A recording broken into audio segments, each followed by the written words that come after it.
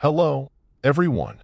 Today, we're going to embark on a journey into the world of terror through the eyes and spine-chilling accounts of first responders who have experienced truly frightening encounters. Get ready to dive into these hair-raising stories. Before we get started, I'd like to invite you to subscribe to our channel and give this video a thumbs up. That way, you won't miss any of the incredible tales we have to share with you. After all, terror is lurking, and it's always good to have a brave companion like you to face it with. Let's get into it. It was during a night like any other in my emergency response career, but this particular night haunts me to this day. It was one of those calls you never expect, located in the decaying industrial area on the west side of the city. No one wanted to live near a landfill, so the area was filled with abandoned houses, the perfect setting for intruders and drug addicts. The clock read 2 a.m. when the emergency call came in, reporting a suspected drug overdose. My partner and I drove to the location, and the sight that unfolded before us was worthy of a horror movie. The abandoned house was in terrible condition, all the windows had been shattered, and the yard was so overgrown with weeds that we could barely see the entrance. The street was completely deserted, with no streetlights, plunging us into total darkness. Our flashlights illuminated the path as we approached the eerie house. The atmosphere was suffocating, and every step seemed to echo through the emptiness, creating a chilling sense of isolation. The door of the house was wide open, like an invitation to the unknown. Cautiously, we announced our arrival, but there was no response. The silence inside the house was deafening, and tension hung in the air as my partner took a few steps forward. We hesitated, pondering whether we should call the local police to check the place before proceeding. While we decided, we inspected the interior of the abandoned house. It was a chaotic scene. Overturned furniture, scattered objects, and signs of a previous fire that had left its dark mark. Graffiti and garbage covered the walls, but what really sent shivers down our spines were the words written, spray-painted on the living room wall was, "A time to look back." A sense of unease grew within me. On the other side of the front door, we found another inscription, a "Follow me upstairs." It was as if we were part of a message game, but the atmosphere was far from fun. My flashlight illuminated the staircase railing, revealing a disturbing sight. The bedroom door was broken, and through it, I could clearly see the words "Oh, it's showtime" written on all surfaces where a bed would normally be. We decided to leave and return to our vehicle, feeling the weight of fear on our shoulders. The house was thoroughly inspected but was completely empty, except for a few frightened rats. Although we suspected it might be the work of mischievous young people, the experience was etched in my memory as something darker than it seemed. What disturbed me the most was the call itself. Who made it, and why did they lure us to that eerie location in the middle of the night? We waited for police backup and remained alert for any other calls in that area, but the mystery of the abandoned house and its enigmatic messages still haunt my thoughts to this day. That night, when I was a rookie paramedic, my first emergency call was in a city on the East Coast, known for its high drug use, prostitution, and gang violence. It was a truly chaotic scene, to say the least. At least half of the population lived in rundown federal housing towers that looked like something out of a post-apocalyptic scenario where human misery reigned. We received a call for the 8th floor of one of these towers. A concerned resident reported not having seen his elderly neighbor for a few days, so we decided to do a welfare check. When we arrived at the door, the familiar smell of death was already present, so we asked to have the door opened. The chain lock was engaged, so we had to cut it to enter. Everything was following protocol, but for some reason, my nerves were on edge. As we entered, we found the place in disarray. It looked like the resident had come home with groceries from the store and had been attacked while trying to move around. A trail of groceries, coins, bloodstains, and dirty clothes led from the door to the bedroom, as if there had been a struggle. The scene was violent, but we could see the elderly woman lying on her back in the bedroom, completely naked, in a pool of dried blood. Her hands were raised in defense, and her head was turned to the side, with the back completely crushed. One of her wrists was clearly broken. A trail of blood led to the bathroom and then back. Seeing her in that state, in a state of panic and defense, made it clear that she had been attacked. Everything was very suspicious. There was no way the elderly woman could have moved after the incident. All the evidence pointed to movements from one room to another. It was now considered a crime scene, and we had to stay in the apartment until the police arrived, which took a long 45 minutes. We explained that the situation was suspicious, but the officer didn't seem to care. He pointed out that there was no balcony or open windows, and that the chain lock was still engaged when we arrived. Who would attack an impoverished elderly woman with no close relatives, and who would lock the door from the outside? I argued that it was possible to lock it from the outside with creativity and skill, but he refused to consider that possibility and released us from the scene. As we left the scene, we heard the officer calling it a non-suspicious death on the radio. What the hell happened? I don't know, but it haunts me to this day. I've seen many crime scenes, but this was one of the most obvious and disturbing. As a paramedic with only a month of experience, I hadn't yet witnessed the kind of scene that would haunt my mind forever. My colleague had shared a chilling story about an accident that happened the day before my start, and we both agreed that I was fortunate not to have been there. Little did I know that fate had other plans. The call came in around 1 a.m., reporting a serious car crash on a highway surrounded by a forest outside the city. 3 cars were involved, and details were scarce. It seemed to be a case of illegal street racing or gang violence, and I couldn't help but feel a certain unease as we headed into the rural darkness. Upon arrival, the first vehicle we spotted was a convertible with a retractable roof completely demolished. Twisted metal was scattered everywhere, and there was no sign of survivors in the car. Our eyes scanned the tree line for bodies that might have been ejected during the collision. What we found was nothing short of a nightmare. Blood seemed to have rained from the sky, mixing with shattered glass, torn leather, and shreds of fabric. Debris and even body parts were strewn among the wreckage. Feet and hands lay amidst the bloody remnants, painting a gruesome picture of the violence of the crash. The speed at which these vehicles must have been traveling was evident from the devastation. Estimates pointed to speeds in excess of 200 kilometers per hour. Amidst the chaos, we found our first survivor, a young woman impaled by a tree branch, suspended 5 meters high, piercing her hip. Excruciating pain caused her to oscillate between consciousness and unconsciousness. As we hurried to prepare for treatment, a chilling sound filled the air: laughter. It came from the driver of the convertible, who miraculously survived under the wreckage, protected by the airbag and seatbelt.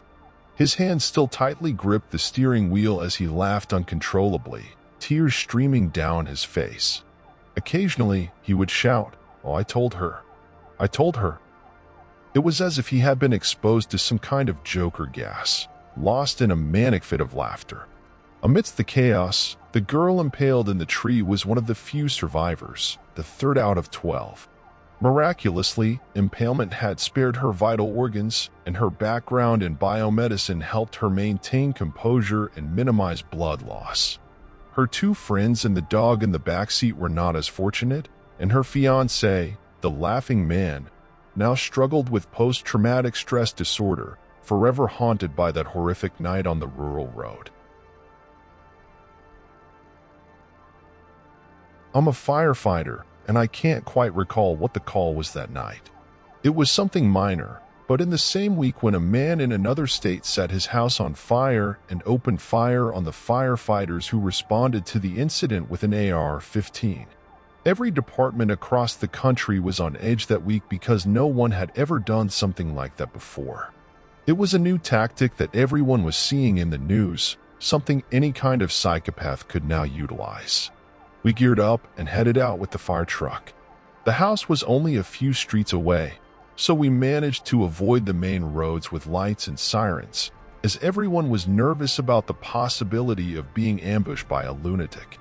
The fire truck pulled up to the scene, and we disembarked, waiting for someone to come out and brief us on what was happening. But no one showed up. One of the firefighters mentioned that the front door was partially open, which was strange and yet somewhat relieving. Perhaps it should be our entry point. Maybe they were waiting to hear the siren. None of us knew what to do. In my mind, I pictured someone hiding on the other side of the door, ready to confront us with a 12-gauge shotgun. Some guys took a few steps inside while the rest of the team waited outside. The house was eerily silent, so they called out but received no response. It was strangely quiet for a place that had called the fire department. We began to speculate that there might be a body somewhere inside. The air was heavy, the lights and water didn't work, and the air conditioning thermostat was turned off. We all suspected that something bad was happening there. Quickly, we evacuated the property. As we stepped out onto the lawn, one of the firefighters noticed the address on the mailbox in front of the house, which had a different number from the actual residence's address. We sent a few guys down the street and discovered that the emergency was nearly a block away. We relocated and began dealing with the situation, which boiled down to a fall or something of the sort. Some of the firefighters asked one of the family members about the house, and they explained that it had been vacant for months. To this day, I can't fathom why the number on the mailbox had been switched and why the front door was open. It was a very disturbing memory for all of us. I work in Detroit, and we were on our way to a post when we received a call for a long-distance transport that would take us to another city about 4 hours away. There, we would briefly work with another team. My partner and I were ready for the trip, essentially just killing time until the pickup. As we were driving down a side street, a kid tried to get our attention. He was waving frantically and told us that his brother had been shot and needed help. We quickly redirected our gaze to where the kid was pointing, and there was a man in his 20s leaning against a wall, blood gushing from his wounds. I asked the kid when his brother had been shot, but before he could answer, the sound of a gunshot echoed through the air, as if in response to our question. He finally managed to speak and explain the situation to us. We assessed the victim and saw 2 wounds in his chest and 1 in his arm. Immediately, we contacted dispatch and reported everything we found, asking for instructions on how to proceed. But the response we received was chilling. Dispatch informed us that there was no estimated arrival time for the rescue ambulance because the police were currently dealing with multiple shooters in our area. We were advised to load and transport any victims we encountered. We never made it to our original transport destination. We spent the entire afternoon carrying 2 stretchers with gunshot victims while providing support to the invisible police officers involved in a shootout. It was another one of those strange weekends in Detroit when the city felt more like a war zone than a livable place. Let me tell you about the worst mistake my partner ever made, a mistake that put me in danger. I only started sharing this story recently. The first rule of emergency services, at least in my book, is my safety first, my partner's safety second, and the patient's safety third. This is advice that was passed down to me by more experienced paramedics, people who have seen routine calls turn fatal due to simple yet well-intentioned mistakes. It's amazing how far a little human decency can take us in these situations. The most basic first step for any call is to ensure that the scene is safe. I'm talking about aggressive people, active shooters, people with knives, gang violence, mental disturbances, impatience, and more. If the scene is not safe, you wait for the police to arrive and declare the scene safe for the arrival of the emergency team. However, in this case, we arrived at the call, and there were no other emergency services nearby. Several people saw our ambulance when this kid was telling us what had happened. Now, with only 2 options, go ahead and wait for the police to secure the scene and then rescue the victim, who would probably be dead by then, or immediately take action and try to save the man while he still had a chance of survival. The second option would also ensure that we didn't look like the ambulance that arrived, saw a shooting, and drove 2 blocks away, parking until the police arrived. It's important to remember that Detroit is severely understaffed with police, so it can take up to an hour for someone to arrive at the scene. Personally, I have a family to go home to, so no matter how bad it may seem to me or my company, I'm not going to risk my life.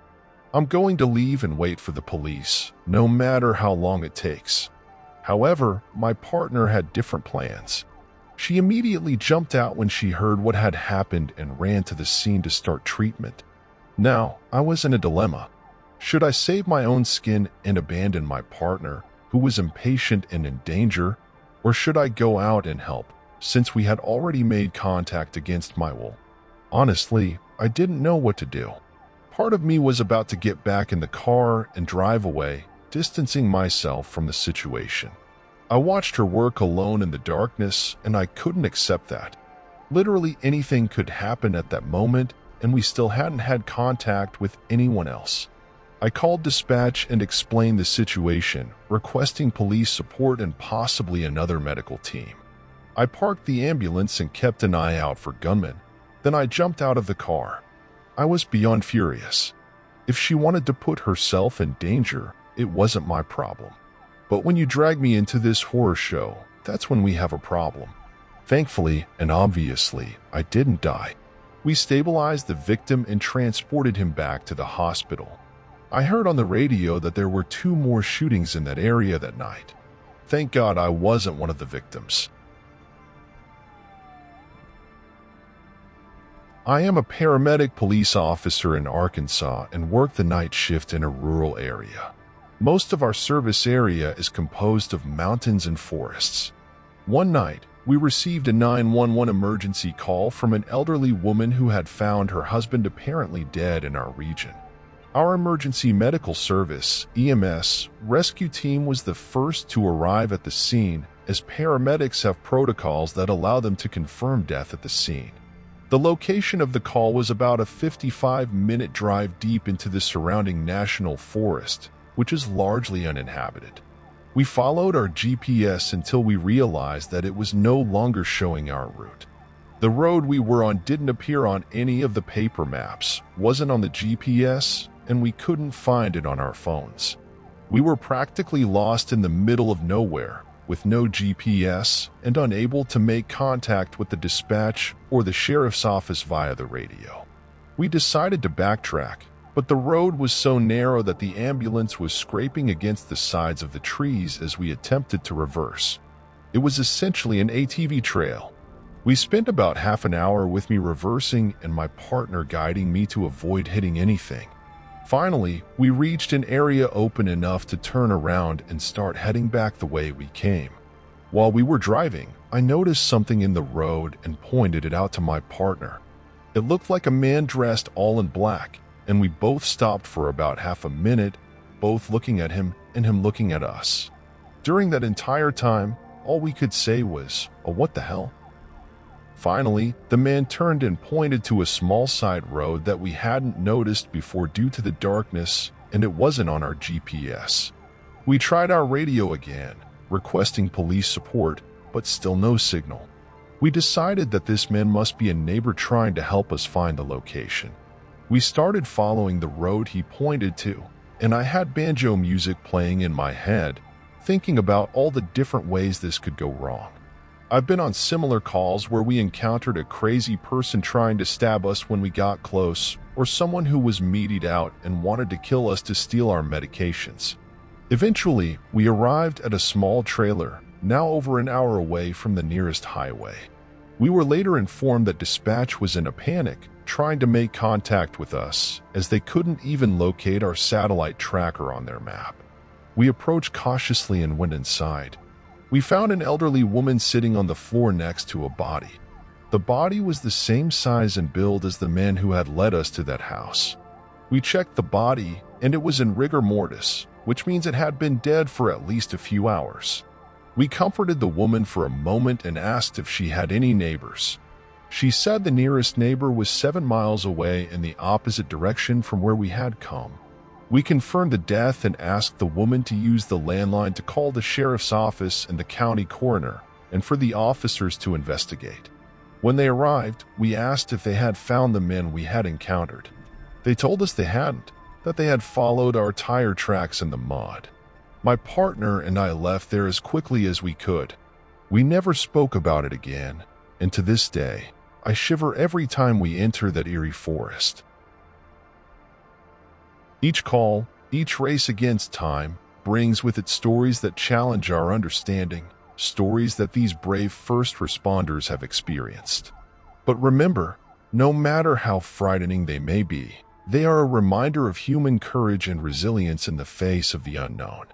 If you felt shivers, intrigued, or simply curious for more, don't forget to subscribe to our channel. Give a like if you had the courage to stay until the end and share these stories with those who dare to explore the mysteries of the night. Until our next meeting, and remember, it's always a pleasure to be here with you.